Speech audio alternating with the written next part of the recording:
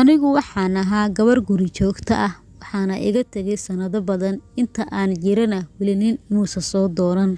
Waxaan waqti kasta iyo saacad kasta waan arkaa gabdho iga yaryar oo guursaday carruur dhalay ilaa aan gaaro da'da 34 sano jir.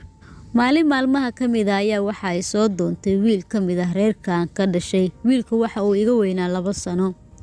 Dabeecadihiisa wax lagu naco ma lahayn, waxaana la kala batay farxad iyo rayn. Waxaana guda galnay inaan diyaarino arrimaha guurka. Waxa uu iga dalbaday inaan siiyo warqadda aqoonsigeyga si aan u dhamaystirno guurkeena. Waan siiyay kaarka aqoonsigeyga. 2 maalin kadib waxa ay soo wacday hooyadiis.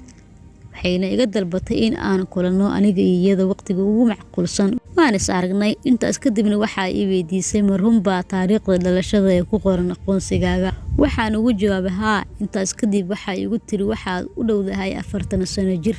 Waxaadna dhaaftay 30 sano weyna yar tahay inaad awlaad dashid. Anigana waxaan rabaa inaan arko carruurta wiilkayga. Sidaas darteed suuragal ma ahan inaad is guursataan wiilkayga. Halkaasna waxaa ku soo afjarmay arrimihii guurkayga.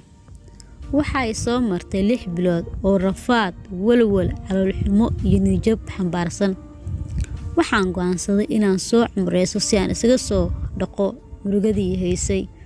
Waxaan aaday Kacbada, waxaana guda galay in aan fariisto xaramka agtiisa si aan u duceysto oo aan Ilaah u baryo.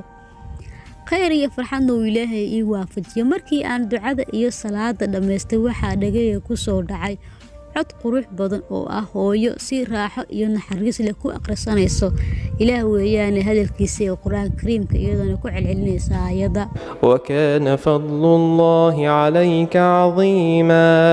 waxaan arkay ilinteeda oo saayid u socota. Hooyadii waxa ay si toos ah u soo abaartay aniga xaggayga oo waxa ay ii gelisay xabadkeeda waxayna igu celcelisay ولسوف يعطيك ربك فترضى.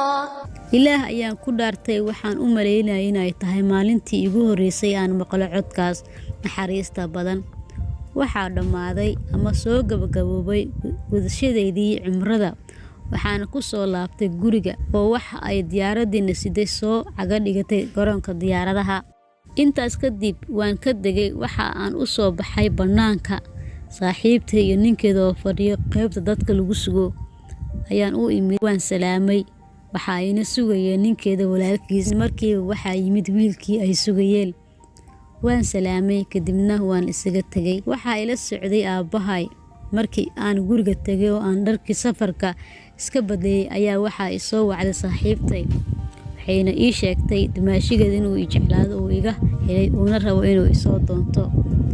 qalbigayga waxa uu darmay farxad xad dhaaf ah sida ay wax u socdaan iyo farxadda kadiska darteed. Maalmo kadib waxa uu ii soo doontay bil iyo bar ayaana ka soo wareegay guurkeena.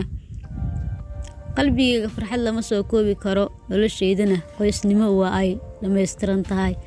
Wax kasta oo aan ka rabo ninkeyga waan ka helaa. Waa nin jecel qoyskeyga iyo reerkiisaba. Waa nin aad u dabeecad wanaagsan. Waxa aan wada nool nahay bilooyin. wax uur ahna uma aanan qaadin mana dareemin calaamadaha uurka.